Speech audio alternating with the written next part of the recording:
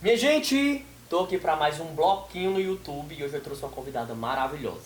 Vou dizer para vocês, formada em Educação Física, licenciatura e bacharelado, personal trainer, minha melhor amiga inclusive, e hoje a gente vai falar sobre um assunto massa que vocês têm esperado há muito tempo. Apresento para vocês Diele Oliveira, minha amiga, e ela vai se apresentar pra gente. Olá, pessoal, tudo bem com vocês? Como o Quinho já me apresentou, meu nome é Diele Oliveira. Como também já foi mencionado, eu sou profissional de educação física, professora de educação física, licenciada, e também bacharela em educação física, minha área atuante, como personal trainer. Mas hoje a gente não veio falar do exercício não, minha gente. A gente veio falar da nossa vida pessoal, sobre os traumas que a gente vem trazendo da vida, sobre tudo que a gente já passou em questão de relacionamentos, em questão de vivências com muita coisa. E o tema é relacionamento abusivo e a gente vai falar sobre isso. Como identificar um relacionamento abusivo, como a gente se precaver não, como se a gente se... Como você pode se identificar dentro de um Isso. relacionamento abusivo? Ótimo. A partir de que momento você percebe que você está dentro de um relacionamento abusivo? Porque na realidade, as pessoas elas têm uma ideia de que o relacionamento abusivo é quando existe agressão, quando existe traição. E na verdade nem sempre as relações tóxicas e abusivas começam desse jeito, né? Aliás, quase sempre são ao contrário. São relações muito boas. Porque normalmente o manipulador, ele tem sempre aquele papel de vítima. Ele tem sempre aquele papel de bom moço ou boa moça, diga-se de E a gente passagem. precisa prestar atenção não só como você falou, não é só a agressão física, a gente tem que prestar atenção como essa relação está sendo conduzida em relação aos abusos psicológicos que a gente recebe, né, que a gente sofre. Então, Perfeito. E um ponto muito, muito importante que eu gostaria de tocar, porque nem sempre a gente é vítima. A gente também tem o papel de abusador. Nós também. Inclusive, eu acho que quando você passa por uma relação abusiva e aquela relação ela te traz traumas, você tem que se policiar muito para você não transferir isso para as suas próximas relações. Sim. Porque pode acontecer. E na maioria das vezes acontece. Na maioria das A gente vezes. acaba trazendo esses traumas para relações futuras e essas relações acabam não dando certo por conta dos traumas que a gente desses carrega. traumas. Por isso a importância da psicoterapia, que é um tema que a gente vai abordar no decorrer dessa conversa. Vamos lá, eu quero perguntar para você, já sofreu relação abusiva? Como você identificou isso? Identifiquei quando ela acabou. Olha que interessante, né? Eu tive um relacionamento que no total durou 4 anos e eu considerava que eu estava com o amor da minha vida. Uma pessoa que eu julgava que era uma pessoa maravilhosa, era a melhor filha, a melhor neta, a melhor namorada, a melhor profissional do setor, a aluna nota máxima de tudo. Que me tratava da melhor maneira possível, que conduzia o nosso relacionamento da melhor forma. E eu jamais iria perceber, estando dentro daquele âmbito, que era uma relação abusiva. Por quê? Porque quando ela começou com os primeiros comportamentos abusivos, que foi um ciúmes exacerbado, uma ferramenta de controle, eu achava, nossa, ela me ama demais, é um cuidado. Ela virava pra mim, ciumava de mim, ciumava das minhas roupas, ciumava que eu saísse sozinha, ciumava de tudo, queria adivinhar até os meus pensamentos. E eu achava assim, nossa, né? Que legal, porque ela me ama muito e por isso que ela quer fazer parte de tudo isso, até do meu pensamento.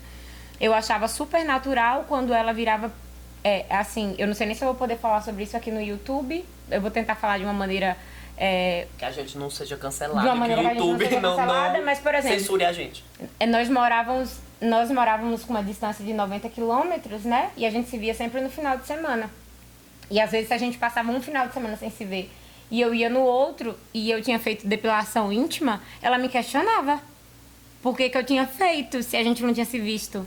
Então, assim, hoje eu consigo entender que, nossa, era um relacionamento extremamente tóxico, extremamente abusivo, mas que naquele período eu não identificava. Eu identificava como um ciúmes natural, como algo normal do relacionamento, como algo que não tinha nada demais, um cuidado, né? Eu analisava que ela só me observava muito e que estava tudo certo.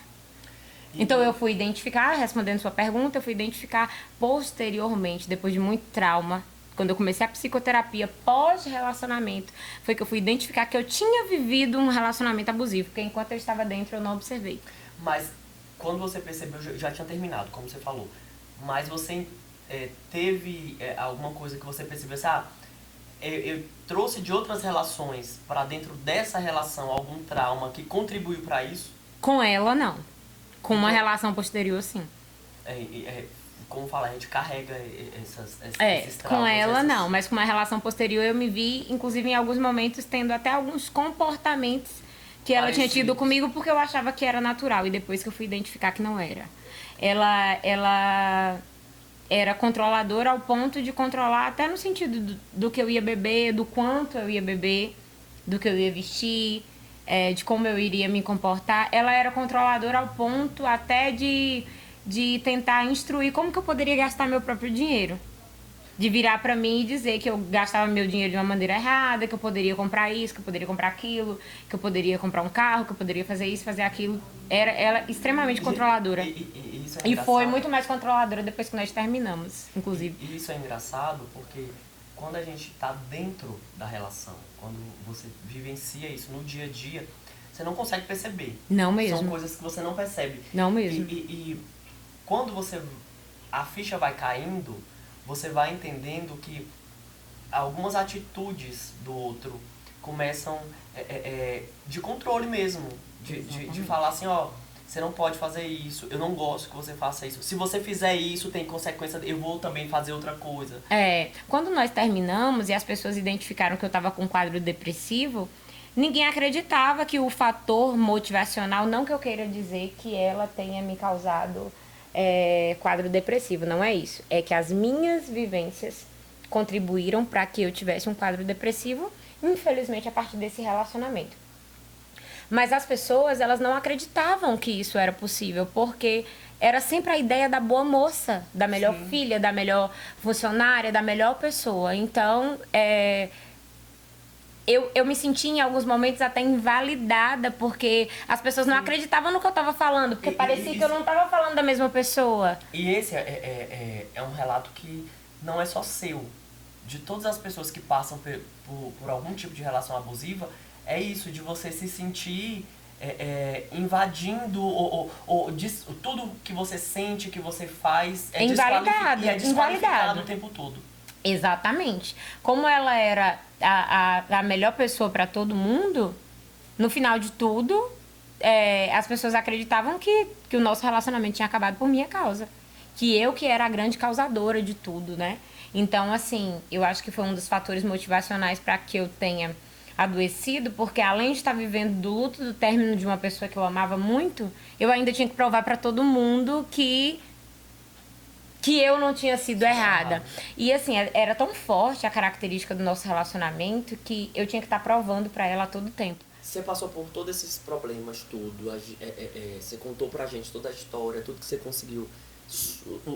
A sua história de superação, porque eu acredito que foi a superação, porque você sair do fundo do poço até você conseguir se sentir melhor, você conseguir se sentir viva, porque eu acho que é isso que importa.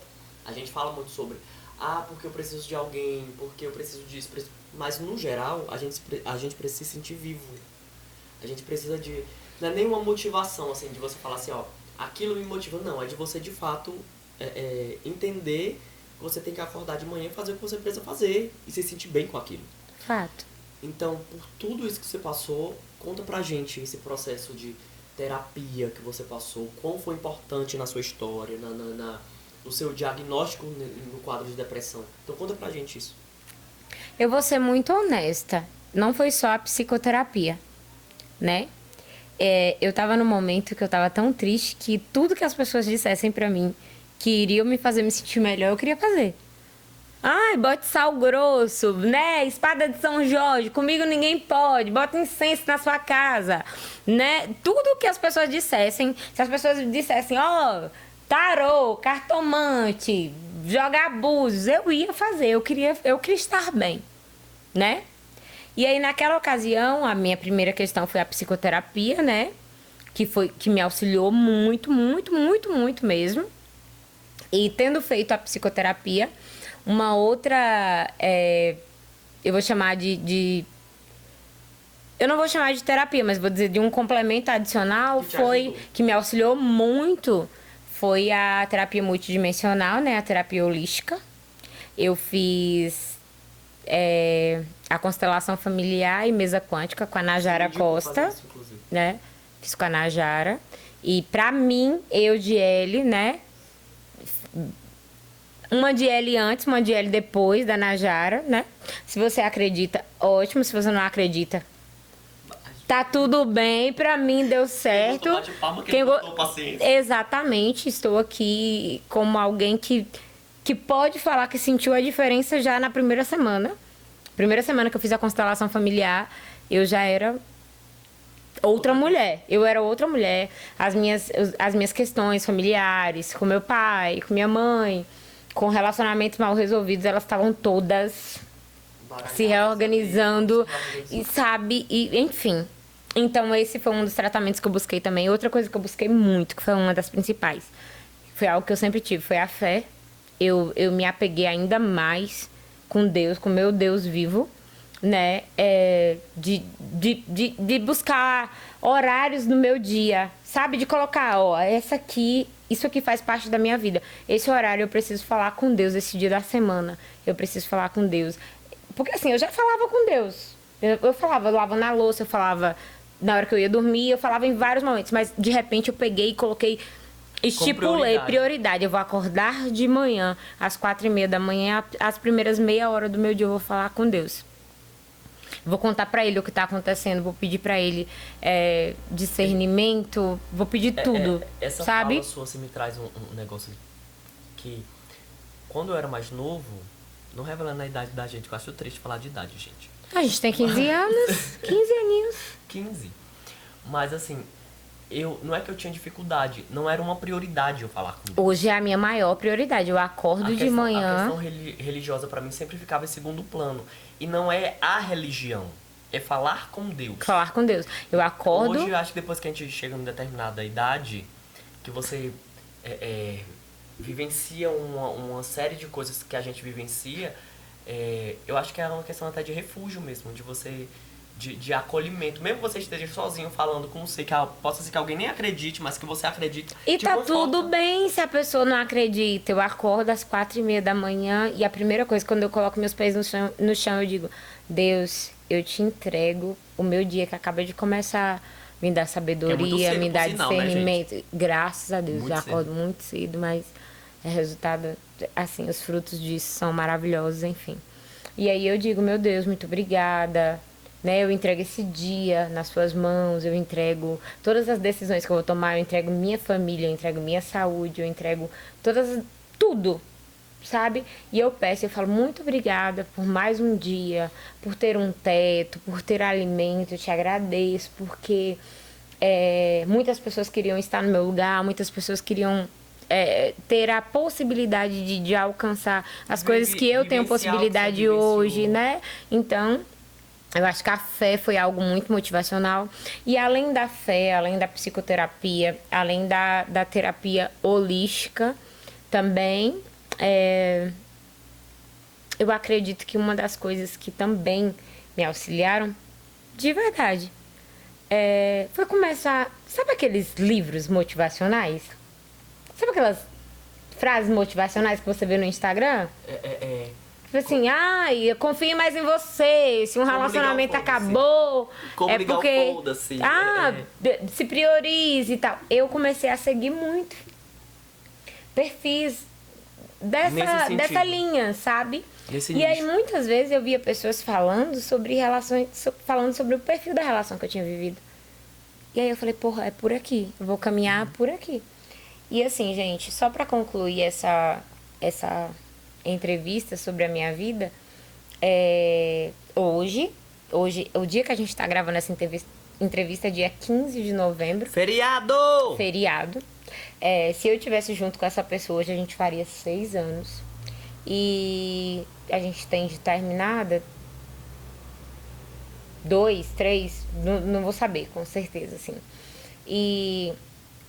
eu comentei com o Quinho quando eu fui buscar ele, eu falei assim: esse é o primeiro ano que não me dá gatilho né? Que falar sobre isso é falar Não machuca. naturalmente, não me machuca. É uma pessoa que já está vivendo a vida dela e que viva. E tomara que ela tenha melhorado, né? Tomara que ela tenha... Enfim, né? Não diz mais respeito a mim. Queria aproveitar esse ambiente também para falar que essa pessoa B que eu me relacionei depois de todo esse trauma, né, foi uma pessoa muito importante para mim, foi uma pessoa que me acolheu, que me abraçou, que disse, não, eu entendo a sua história, eu respeito a sua história, eu quero estar com você mesmo assim, e esteve comigo mesmo sabendo de todos os meus traumas, mesmo sabendo de todos os meus bloqueios. Eu sei que eu descontei muitas coisas nela, né, no decorrer da relação, por causa das vivências que eu tinha que ainda não eram bem resolvidas, como são bem resolvidas hoje na terapia. E embora nós não estejamos juntas hoje, ela vai saber, porque talvez ela veja essa entrevista ou outras E pessoas. se ela não pra vê, ela, eu vou dar um cascudo dela, porque ela tem que me dar pelo menos views no YouTube. Vai gente. dar tudo certo. Se ela ver, eu gostaria de dizer que você foi primordial na minha vida. Inúmeros momentos quando eu pensava que o mundo estava acabado, que não existia mais possibilidade nenhuma, que a dor era grande, que nada mais fazia sentido. Foi justamente estar com você que falava, não, faz sentido sim, era uma pessoa maravilhosa, estava do meu lado, onde eu me sentia acolhida, amparada, né, onde eu me sentia ouvida, validada. E embora nós não estejamos juntas hoje, né, hoje provavelmente ela já está com outra pessoa e tá tudo bem também, eu não vou desqualificar a importância que ela teve nesse meu processo terapêutico, nesse meu processo libertador. E assim, o que eu tenho pra dizer pra vocês hoje, meninas? Meninos também, né? Eu não posso desconsiderar. Existem homens abusivos, existem mulheres abusivas. Eu tô falando assim, sobre a minha vertente, né? Sobre onde eu tenho propriedade pra falar. Poder de fala. Poder de fala, mas você que está vivendo uma relação abusiva, você começa a considerar alguns pontos. A relação abusiva não é só o tapa, gente. A relação abusiva não é só o xingamento. Não é só agressão. As pessoas precisam começar a entender sobre isso. A partir do momento que você é tratada com silêncio, você teve uma briga ali com seu namorado, sua namorada, e ela não te responde nada, ela fica calada. E aí você tem que ficar 2, 3 dias sem dormir, pensando, meu Deus do céu, o que foi que eu fiz? Onde foi que eu errei? Tratamento de silêncio já é um abuso. Quando você fala aquilo que você tá sentindo pra pessoa e a pessoa vira e fala, isso aí que você tá falando tem nada a ver. Nossa, você entendeu tudo errado, nada a ver. Ser invalidada, sabe? Não ter direito à autonomia de dizer o que você está sentindo, de dizer o que você está pensando. Também é uma maneira uma maneira tóxica, né? A gente não precisa de agressão, não precisa de xingamento. Não precisa chegar A nesse gente ponto. não precisa chegar ao extremo, a gente precisa entender isso. A partir do momento que a pessoa ela quer ter controle sobre você, sobre como você gasta o seu dinheiro, sobre de que maneira que você vai se posicionar, o que, que você vai vestir, o que você vai beber, o que Pra você onde vai você comer, vai, pra onde você vai. com quem. Sabe? Existem várias ferramentas que podem demonstrar essa toxicidade. Tá, você tem um relacionamento, você tem a senha das redes sociais do seu namorado, ele tem as suas senhas. Beleza, tranquilo, cada casal faz suas regras, mas tem gente que impõe isso. Eu só vou ficar com você se você me der a senha do seu celular. Só vou ficar com você se você me der a senha das suas redes sociais. Entendam.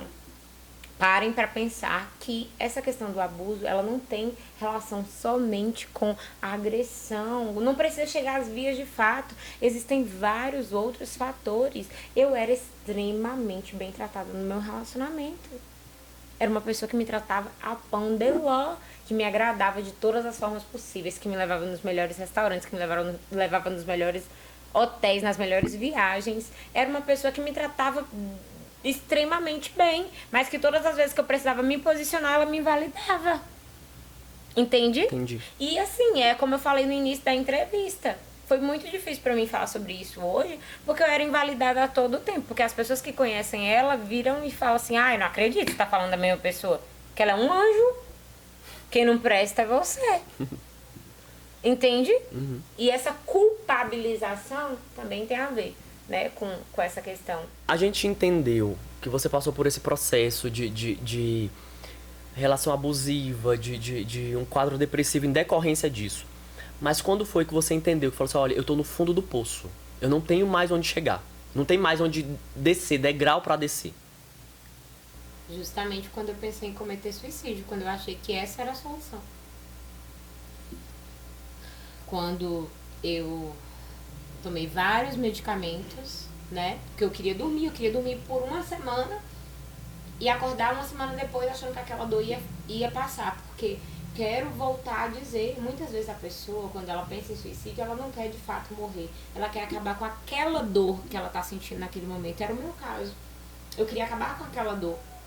Então, eu tomei vários medicamentos e aí, nessa ocasião, eu mandei uma mensagem pra pessoa, né, que, enfim, era o fator motivacional na minha cabeça naquela época.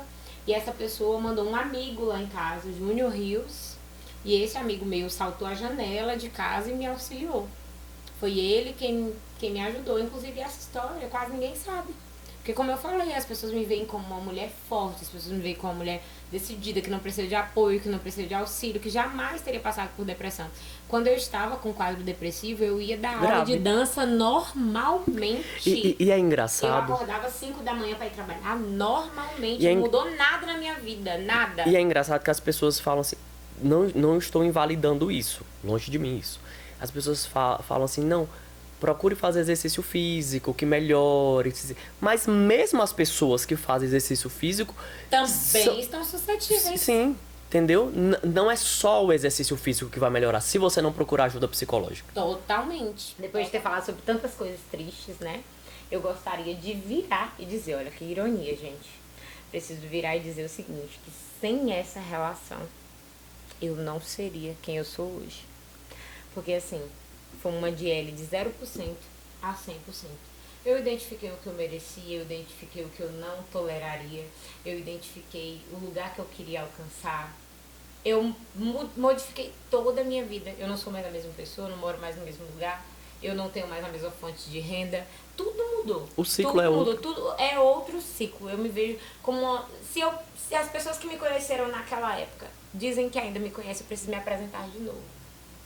Então eu me sinto muito feliz por isso. Embora tenha sido uma relação muito traumática, muito difícil, graças a Deus, hoje é uma nova mulher que vos fala. E hoje, 2 anos depois, eu continuo no processo de terapia, né? Hoje eu tô em terapia com outro psicólogo. Gente, deixa eu contar uma coisa pra vocês. Fez uma diferença tão grande pra mim fazer terapia com um homem que vocês nem acreditam. Porque assim, quando eu fazia terapia com uma mulher, ela era muito mais doce, muito mais sutil, muito mais gentil. Eu acho que ela ficava procurando jeito de falar as coisas comigo, sabe? E o meu a forma de abordar é diferente. A forma de abordagem dele é, eu vou falar de uma forma bem irônica, tá, gente? Não leva a pé da letra. Mas ele falta botar o dedo na minha boca e falar assim, ei, chega, você tá errada. Sabe?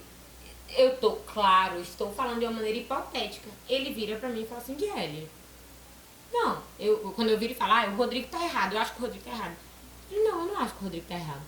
E eu quero saltar em cima dele. E pra quem conhece Diele, da forma que eu conheço, isso era ela uns 2, 3 anos atrás. Ela voava na cara da pessoa mesmo. E eu respiro e falo assim, mas por quê? Pedro, por quê? Aí ele, Diego, porque, ó, as vivências de fulano e tal. E aí ele explica o posicionamento dele, fez uma diferença enorme. Eu estou em processo terapêutico com essa pessoa, vai fazer 7 meses. E assim, é muito legal porque é o jeito masculino de não ter muito...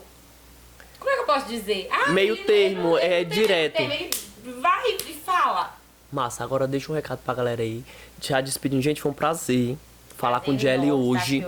Ela vai deixar todas as redes sociais dela aqui. Vai estar todas na descrição também, o link na descrição. Então fala aí pra gente, manda um recado pra essa galera toda que tá assistindo a gente aí. Gente, muito obrigada por estarem aqui hoje, ouvindo parte da minha história, né? Que não é um terço dela, mas é uma parte muito importante, né? Que diz respeito a quem eu sou hoje. Minha rede social é Diele Oliveira _personal trainer. Fiquem à vontade para seguir, para mandar mensagens. Eu adoro conversar, eu adoro dialogar com outras pessoas. Quem por acaso tiver uma história parecida com a minha, quiser me contar, vou estar aberta ao diálogo, a ouvir, a aconselhar. Então, muito obrigada por essa oportunidade aqui, por esse momento. Vida, Muito obrigada, foi ótimo fazer parte desse diálogo Ai, aqui. gente, eu adoro contar Inclusive, história, você por sabe ser disso. uma parte da minha história que ele não acompanhou, porque foi Sim, justamente o período que a que a gente gente se estava sem afastou. conversar, Aham. né? Minha gente, Gente, só mais uma coisa, desculpa te cortar, Não, de boa. tá? Façam terapia. E quando eu digo façam terapia, eu entendo que existem muitas pessoas que têm uma realidade social E bem financeira. diferente, financeira, que não consegue. Mas se você puder... Procure ajuda. Se você puder, faça. Faça, porque existe um mundo antes do processo terapêutico e outro mundo depois, sabe? Vale muito a pena. Então, minha gente, hoje o papo foi com Jelly Oliveira. Eu espero que vocês tenham gostado. Deixa o like aqui no vídeo, se inscreva no canal, sigam a gente nas redes sociais que tá aqui na descrição do vídeo. favor. E um grande beijo pra vocês. E vou ficando por aqui por mais um bloquinho desconstruidão no YouTube. Desconstruidão. Muito obrigada, pessoal.